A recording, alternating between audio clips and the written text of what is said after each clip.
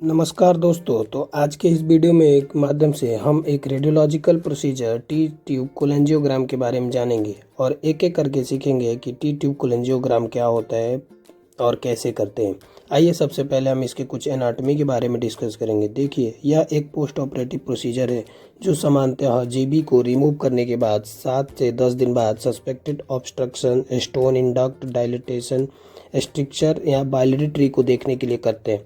इसमें T shape के catheter को सर्जरी के बाद सीबीडी में इंसर्ट कर देते हैं क्योंकि देखते हैं कि क्या इसमें कोई स्टोन या कोई ऑब्स्ट्रक्शन तो नहीं है। लगभग 10 दिन बाद जब पेशेंट आता है हमारे पास तो हम उसे सारी प्रोसीजर के बारे में बता देते हैं और कंसल्ट लेकर फ्लोरोस्कोपी टेबल पर लेटा देते हैं। उसके टी शेप का ट्यूब जो बाहर निकला हुआ होता है आपको सरफेस पे दिखता है, उसमें स्टेराइल आयोडीनेटेड कॉन्ट्रास्ट मीडिया 20 से 30 ml हम पुश करते हैं और सीबीडी और बाइलरी ट्रे देखने के लिए जब कॉन्ट्रास्ट सीबीडी में होते हुए डर्नम में चला जाता है तो कुछ एक्सरे स्पॉट लेते हैं। आपको वीडियो के माध्यम से दिख रहा होगा शेप की जो ट्यूब होती है वो बाहर निकली हुई रहती है आपके सरफेस पे। उसे 20 से 30 ml कॉन्ट्रास्ट जैसे ही हम पुश करते हैं एक्सरे के कुछ इमेजेस दिखते हैं आपको। जैसे ही कॉन्ट्रास्ट बॉडी के अंदर इंजेक्ट होता है एक्सरे के कुछ प्रतिलिपियां बनती हैं, ठीक है। इससे जो बाइलरी ट्री होता है वो हमें अच्छे से दिखने लगता है। देखिए, आपको वीडियो के माध्यम से दिख रहा होगा, जैसे ही हम कॉन्ट्रास्ट पुश किए ये बाइलरी ट्री देखिए कितने अच्छे से हमको दिख रहा है। यही देखने के लिए हम टी ट्यूब कोलेंजियोग्राम करते हैं।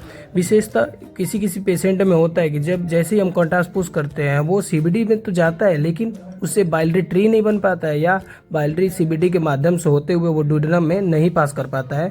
यह देखने के लिए हम करते हैं कि क्या उसमें कोई स्टोन या उसमें कोई ऑब्स्ट्रक्शन तो नहीं है जो डुओडेनम में पास करने में कोई प्रॉब्लम क्रिएट कर रहा हो। यही देखने के लिए हम एक्सरे करते हैं टी ट्यूब कोलेंजियोग्राम। इसके कुछ एक्सरे इमेज लेते हैं जो 3-4 इमेज होते हैं वो जैसे अलग अलग पोजीशन में, ताकि हम लोगों को दिख पाए। देखिए, आपको राइट एपी और राइट ऑब्लिक पोजीशन जिसमें अच्छे से टी शेप कहाँ पे कैसे इंसर्ट है और उसके कैसे ट्री बन रहे हैं बहुत अच्छे से दिख रहा होगा इसमें। या थोड़ा सा इस पेशेंट में डायलिटेशन तो है लेकिन बिल्कुल बहुत अच्छी एक्सरे हुई है। जैसे लेफ्ट ऑब्लिक पोजीशन में, फिर लेटरल पोजीशन में, अलग अलग पोजीशन में हम करके 2-3-4 एक्सरे लेते हैं।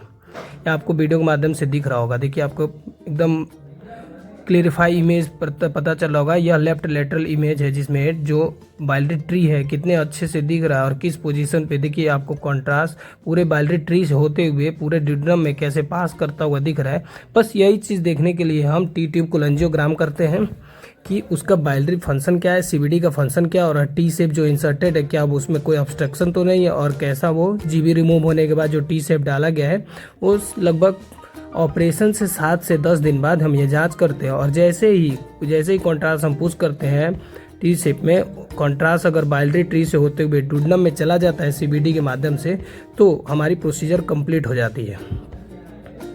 प्रोसीजर को करने से पहले विशेषतः यह ध्यान देना चाहिए कि पेशेंट कोई एंटीबायोटिक खाया है या नहीं, क्योंकि हम जो कॉन्ट्रास्ट पुश करते हैं वो डायरेक्ट हम बाइलरी ट्री में या लीवर में डालते हैं कॉन्ट्रास्ट को, जिससे इन्फेक्शन होने के बहुत ज़्यादा चांस रहते हैं या कॉन्ट्रास्ट रिएक्शन के बहुत ज़्यादा चांस होते हैं। तो इस तरीके को हम देखने के लिए पहले या प्रोसीजर करने से कम आधे घंटे या 1 घंटे पहले पेशेंट को एंटीबायोटिक खिला देते हैं, जिससे पेशेंट की इन्फेक्शन के चांस बिल्कुल लोअर हो जाते हैं। और इस तरह से सारे गाइडेंस, सारे कंसल्ट लेने के बाद पेशेंट को सारी प्रोसीजर एक एक करके समझाने के बाद फ्लोरोस्कोपी टेबल पे लेके और टी शेप का जो ट्यूब निकला रहता है उसमें कॉन्ट्रास्ट पुश करके 2-4 एक्सरे की इमेज लेते हैं और उसे हम बहुत अच्छे से अपने जो रेडियोलॉजिस्ट होते हैं उनसे कंसल्ट करके पेशेंट को फिर अपने रेडियोलॉजी डिपार्टमेंट